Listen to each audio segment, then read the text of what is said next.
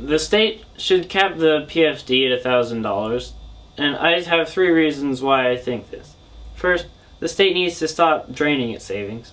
Second, rich people don't really need a PFD. And third, state spending is worth it. So for my first point, the state needs to stop draining its savings. The state is spending about $3 billion a year out of its savings on the current budget. We're only going to be able to do this for another year and a half or so before all these savings are drained and we don't have any more money to spend out of those savings.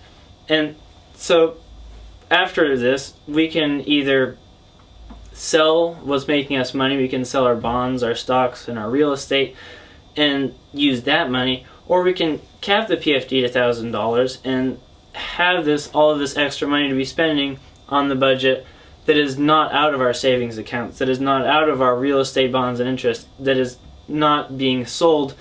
And so because of this $1,000 cap, we can keep this income, this real estate, these bonds and stocks, and we can keep the PFD for much longer, and we can extend our current budget much longer than we could if we just spent out of savings and gave everybody $2,000 a year.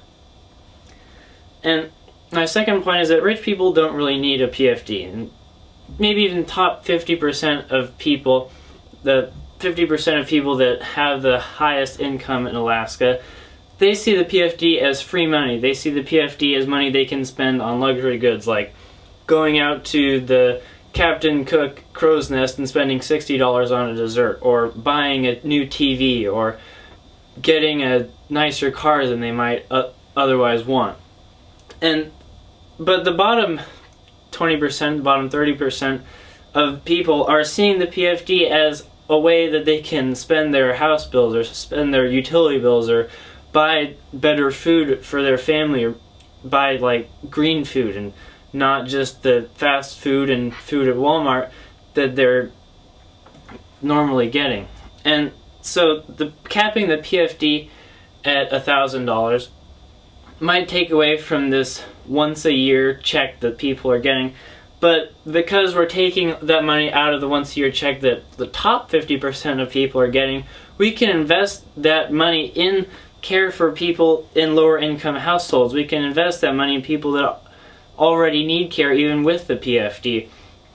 And not just the people that are barely living in a home. We can spend this money on care for people that are homeless, that have mental illnesses, that are alcoholics.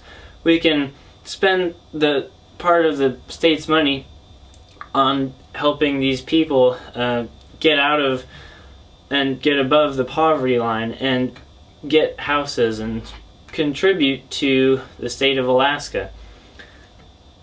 And my third point is that state spending really is worth it. Spending on university is worth it. The spending on the university creates educated workers that can fill roles rather than a person in Texas. It costs money to bring up a person in Texas to fill a geological surveyor role. It costs more money to bring them up here and entice them to work here rather than Texas with all of their friends than it costs to have a person that already lives in Alaska to work for that role and where they already have all of their friends and family. And so it is cheaper. And it's not just the people that come out of it, it's the people that go into it. The fact that there is a University of Alaska, Fairbanks, makes a community that has more economic stimulation, more economic activity. And it's not just university the state is investing in. The state is also investing in things like resource management. Oil doesn't move itself from the North Slope to South Central Alaska. It costs money to maintain the pipeline that the oil is moving. It costs money to survey that and manage all of that oil that is going up and down. And along with oil, the fish and game. Fish is a resource. Game is a resource. The management of fish and game makes it so that we don't kill out all of our fish, or we don't kill all of our moose. And it creates a sustainable habitat for these fish and game year after year. Thank you. My opponent says that a $1,000 cap on the permanent fund dividend is a good idea. However, this tax would be worse than an income or a sales tax in that it uniquely affects Alaskan residents. In a sales tax, a tourist from the lower 48 has to pay a sales tax, and if a person lives in Arizona but works on the North Slope, they pay an income tax for Alaska. However, Alaskan residents have to suffer this tax from their PFD paycheck every year. However, this isn't the only reason why it's a bad idea. I've got 3 more as to why this idea is unfair. First of all, it unfairly affects people in poverty. It also takes away the economic stimulus that the PFD would normally bring, and all the alternatives are worse. First off, 1 in 10 people in Alaska are in poverty, and a lot of these people rely on the PFD to make it through their year, and the extra $2,000 could be really important to them.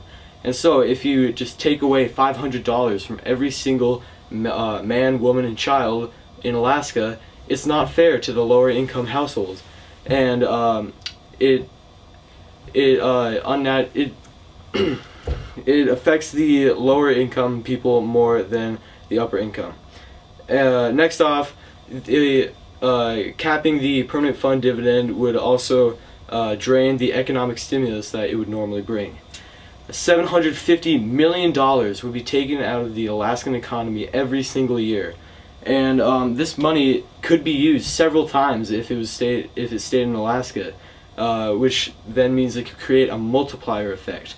So, for example, if I had $2,000 of PFD money and I used it to help buy a house, the construction worker who built the house can then turn around and buy a pizza with some of the money that I gave him.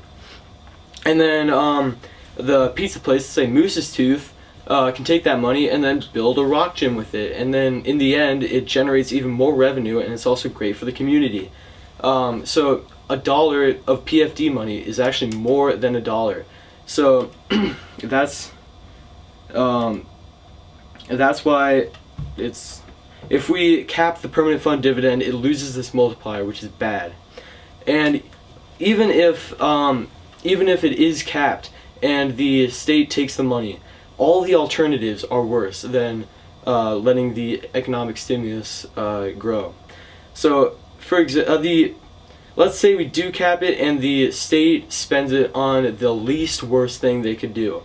It would go into the permanent fund, which would then be used to buy real estate in the lower 48, such as Wyoming. And this real estate can either do really well or really badly, and usually it yields about a 6% in return.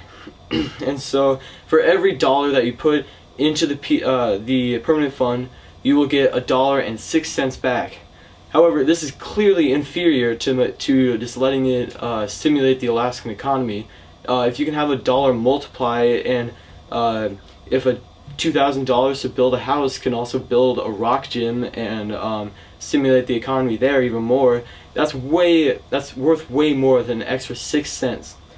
And so, and that the state can spend this money on other things too. For example, let's say like mega projects such as like the natural gas pipeline, or even the AMP testing that was used last year in the Anchorage School District.